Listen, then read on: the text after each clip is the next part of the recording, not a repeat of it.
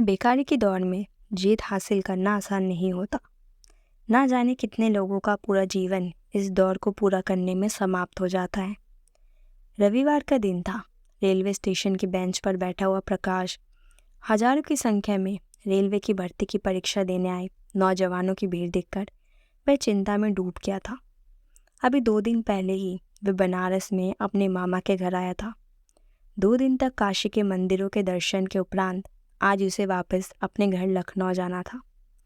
उसके पिता की असमय मृत्यु के कारण उसकी माँ पिछले 10 वर्षों से उसके पिता की छोटी सी किराने की दुकान चलाती थी, जिसने कठिन परिश्रम करके उसे व उसकी छोटी बहन पूजा को पाल पोस कर बड़ा किया था और उन्हें अच्छी शिक्षा संस्कार देने के लिए अपना सर्वस्व न्यौछावर कर दिया था। वाराणसी रेलवे स्टेशन परीक्षार्थियों से खचाखच भरा हुआ था। कहीं भी तिल रखने की जगह नहीं बची थी, जिसे देखकर ऐसा महसूस हो रहा था कि किसी राजनीतिक दल की रैली का आयोजन स्टेशन परिसर में ही किया जा रहा है। प्रकाश बार बार अपनी कलाई पर बंधी घड़ी की ओर देख रहा था। बेचैनी उसके चेहरे पर साफ झलक रही थी। प्लेटफॉर्म पर लगे लाउडस्पीकर में ट्रेन आने की सूचना प्रसारित हो रही थी। प्रकाश ध्यान से सुन रहा था। हावड़ा से चलकर लखनऊ होकर दिल्ली जाने वाली ट्रेन प्लेटफॉर्म पर पहुंचने वाली थी।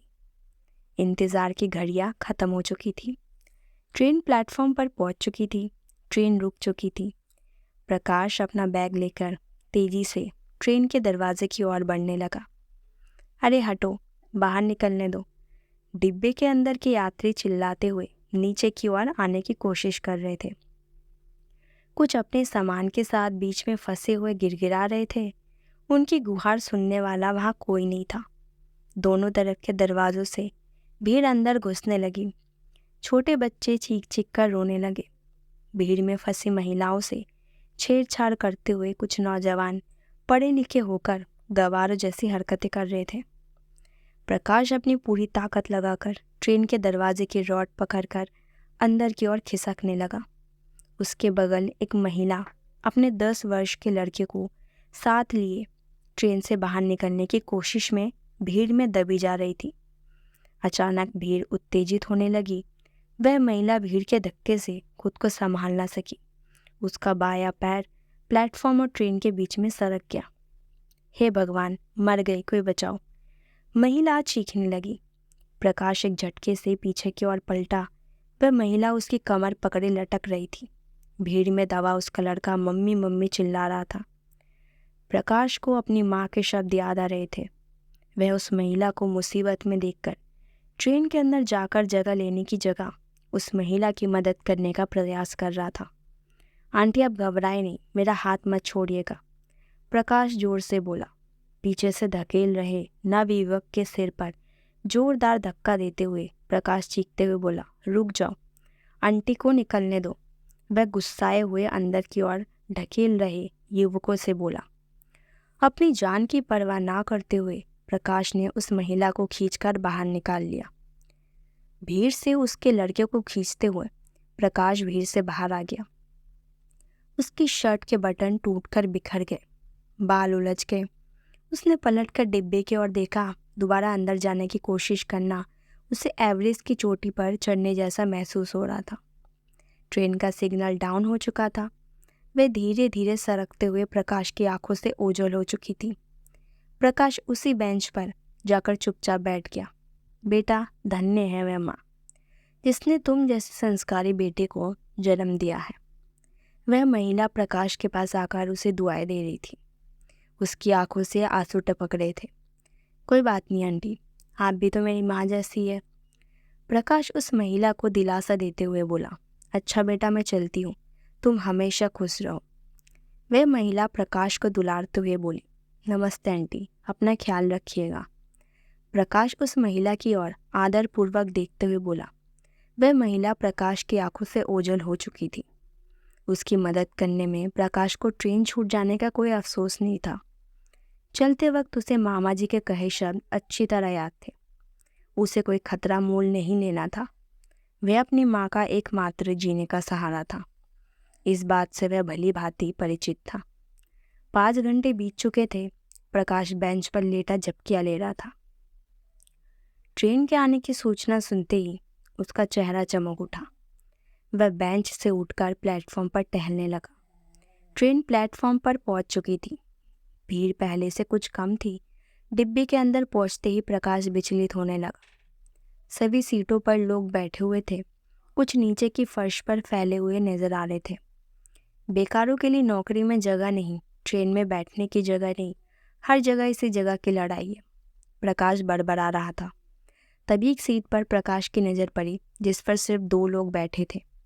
एक 27-28 वर्ष की युवती उस पर लेटी हुई थी। एक व्यक्ति उसके पास बैठा था। प्रकाश ने उस युवती से कहा, बहन जी जरा उठकर बैठ जाइए। वह युवती अपनी आंख बंद करके लेटी रही, जैसे उसने कुछ सुना ही नहीं।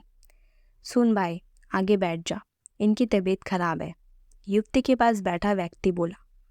आगे जगह नहीं है, आप थोड़ी सी जगह दे दीजिए, प्रकाश बोला। जगह नहीं है या? वह व्यक्ति बोला। कैसे जगह नहीं है?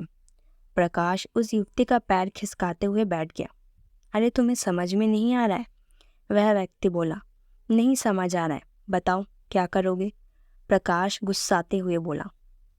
रहने दीजिए, बैठ जाने दीजिए, मुझे दिक्कत नहीं है, वह युवती लेटे लेटे बोली। प्रकाश ने चैन की सांस ली। ट्रेन चल चुकी थी।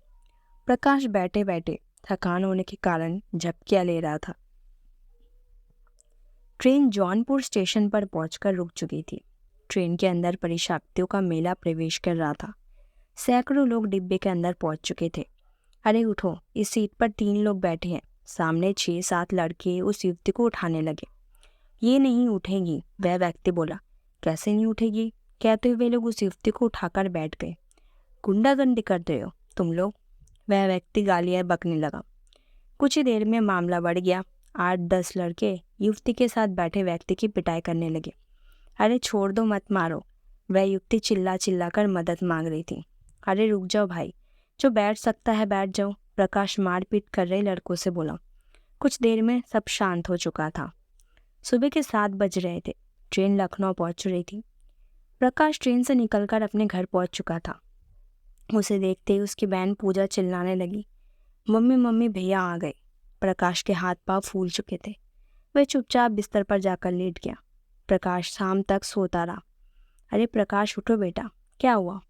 प्रकाश की माँ बोली। कुछ नहीं माँ, बस थकान थी इसलिए सो गया था। ठीक है बेटा, मैं दुकान जा रही हूँ, तू आराम कर, कहकर उसकी माँ जाने लगी। रुको मम्मी, प्रकाश बोला। क्या हुआ बेटा? प्रकाश की माँ बोली, माँ तुम घर पर रहो, अब दुकान पर मैं ही बैठूंगा। प्रकाश बोला, तुझे आज क्या हुआ है? प्रकाश की माँ बोली, कुछ नहीं मम्मी, अब मैं ज़्यादा दुकान पर बैठूंगा और तुम्हारी मदद करूंगा। वह उठकर तैयार होने लगा। प्रकाश की माँ अपने बेटे को हैरान होकर देख रही थी। प्रकाश ये जान चुका था कि बेकारी के दौर में जीत हासिल करना आसान नहीं है, जिसका आज उसे एहसास हो चुका था। धन्यवाद दोस्तों। मेरे 100 सब्सक्राइबर जल्दी ही पूरे होने वाले हैं। 90 ऑलरेडी क्रॉस कर चुके हैं। तो जिन्होंने मेरे चैनल को सब्सक्राइब नहीं किया है तो प्लीज़ मेरे चैनल को सब्सक्राइब करके मुझे सपोर्ट कीजिए। और हाँ, लाइक करिए, शेयर करिए और कमेंट करके बताइए कि कहानी कैसी लगी। मेरे चैनल में आपको कोई नेगेटिव या कोई भी ऐसी कहानी नहीं मिलेगी जो आज के जनरेशन को ख़राब करे या आपके बच्चों पर या आप पर कोई बुरी प्रभाव डाले। मेरी कहानियाँ मोरल होती है, मोटिवेशनल और अच्छी कहानी में डालती ढूंढ ढूंढ के। तो अगर आप मेरे चैनल को सब्सक्राइब करेंगे तो मुझे थोड़ी सी मोटिवेशन मिलेगी कि मैं नई नई कहानियाँ बनाऊँ।